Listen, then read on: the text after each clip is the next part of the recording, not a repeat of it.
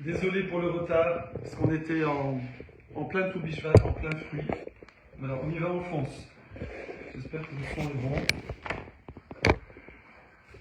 On veut juste finir le premier Pérec. On fait Sioum du Pérec, Sioum avec tout bishvat en plus, magnifique. Donc c'est Tedvav Amud Aleph.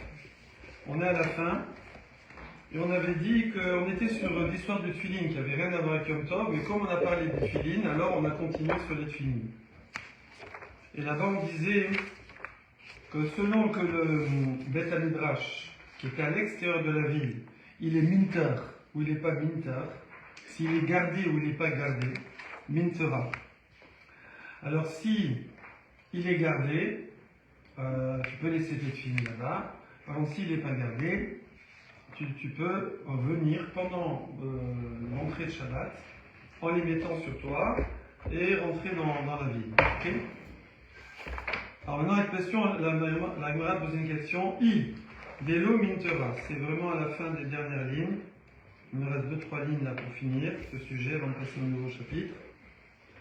D'ailleurs, juste après, je vais passer sur le groupe général, pas sur le groupe privé, parce que c'est un sujet très très important et qui touche tout le monde, etc. Puisqu'on va parler de Irouf Tafshilin. D'accord. Idilma Mintera, Maïre Verosho.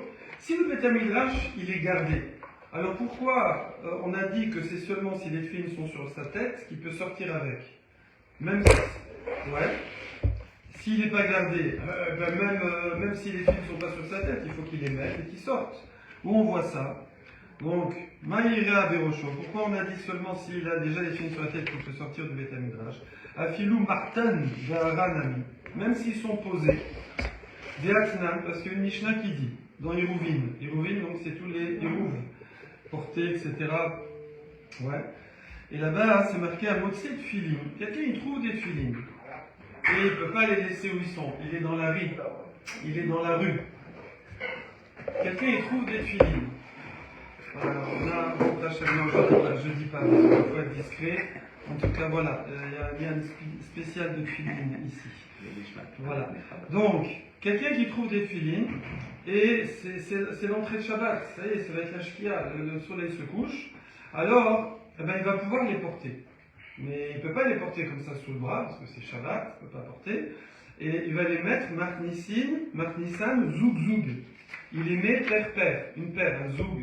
Zivoug, Zoug, il met une paire, c'est-à-dire qu'il en, il y en a plusieurs, s'il y a plusieurs paires, il en met une, la tête, le bras, il va en ville, il les met en sécurité, il retourne, il remet la tête, le bras, il retourne, et voilà. Sans bracha.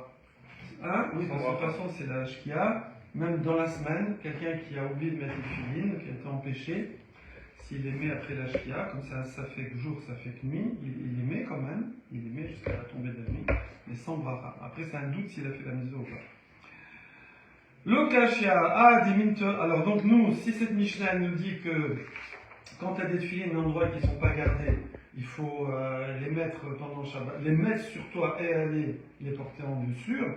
Donc, pourquoi on nous a ramené un cas où quelqu'un est au Beth Midrash, qui est à l'extérieur de la ville, et on nous dit le Beth Midrash n'est pas gardé, c'est pour ça qu'il ne va pas les laisser sur place, il va les ramener à la maison. Mais s'il les a sur la tête, il les ramène, sinon non. Non, je veux dire, même s'ils sont posés, il faut les ramener. La Gemara répond Lokashia, des mintera mechamat gnave ou mechamat kalbe. Ça dépend, pas gardé de quoi. Si c'est pas gardé, alors il y a deux dangers pour les filines. Il y a les voleurs, d'accord? Et il y a les chiens. Un chien, un animal, un renard, n'importe quoi, c'est du cuir, il risque d'abîmer ça. Alors... c'est quelque chose qui est volé, les filines? C'est quelque chose de... Mais effectivement, oui. Mais on va pas trop en parler parce qu'on est... Hein? Donc, je te dirai après. Des mintera, mechamat kalbe. Alors, si c'est un endroit qui est gardé par rapport aux chiens, donc le seul danger, c'est les voleurs. Velo mintera mechamat genave, mais c'est pas protégé des voleurs.